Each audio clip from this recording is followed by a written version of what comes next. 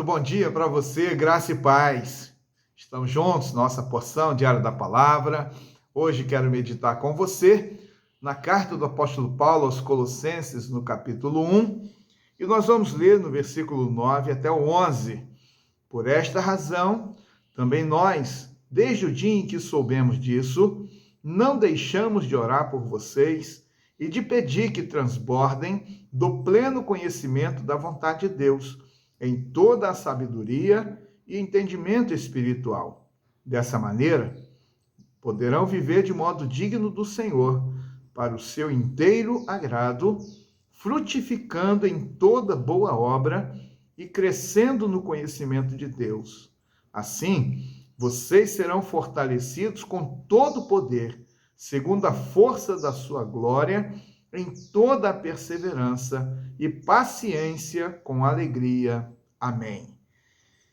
Veja que palavra extraordinária para nós, né? Quando podemos aqui encontrar o texto, o apóstolo Paulo falando sobre a igreja de Colosso, apresentando a maneira pela qual eles ouviram o evangelho, a palavra da verdade, foram transformados, demonstraram fé em Jesus, amor pelos santos.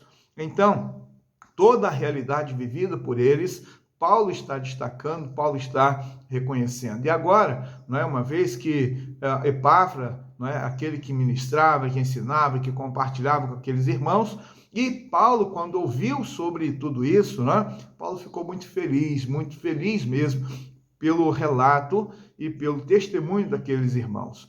E aí Paulo então fala da oração, mas veja que no verso 9, o apóstolo Paulo vai destacar algumas questões para nós que são muito importantes, né? Paulo estava orando por aqueles irmãos, pedindo para que eles estivessem cheios do pleno conhecimento.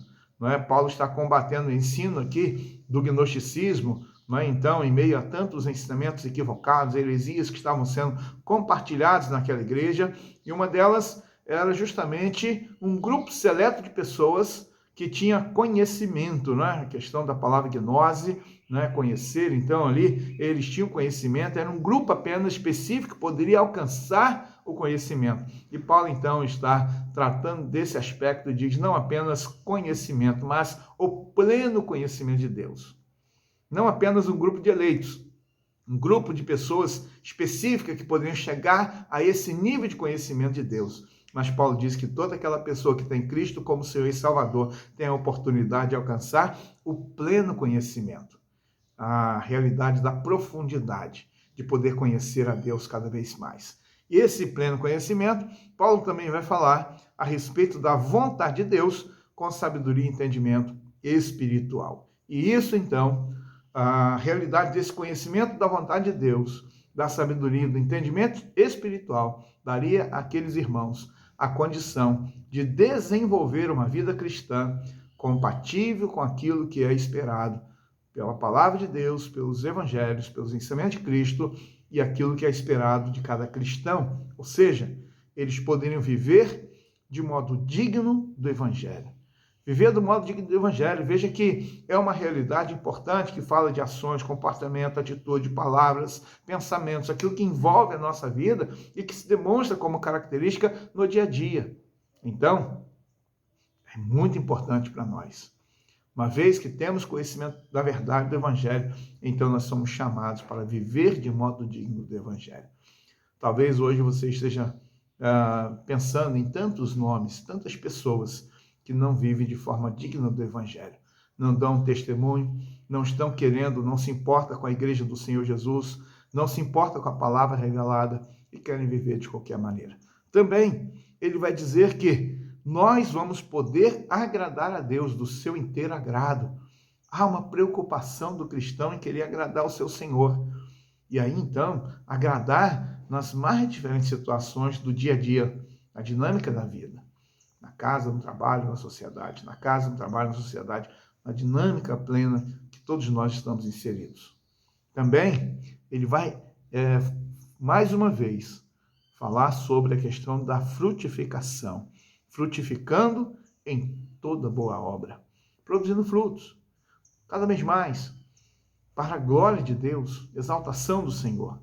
Frutificando toda boa obra e crescendo no conhecimento de Deus. Não é um crescimento estático, não é uma questão única, mas o crescimento no conhecimento de Deus, ele é contínuo, ele é permanente.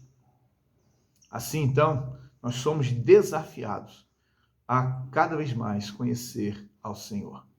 Desde o profeta Oséias nós já ouvimos: conheçamos e prossigamos em conhecer ao Senhor.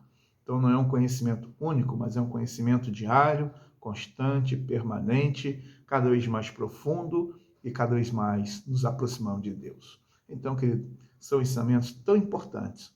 E Paulo então vai dizer que dessa forma nós vamos ter condições de poder cada vez mais estarmos fortes, fortalecidos, perseverantes, enfrentando com paciência os dissabores e situações difíceis a serem enfrentadas.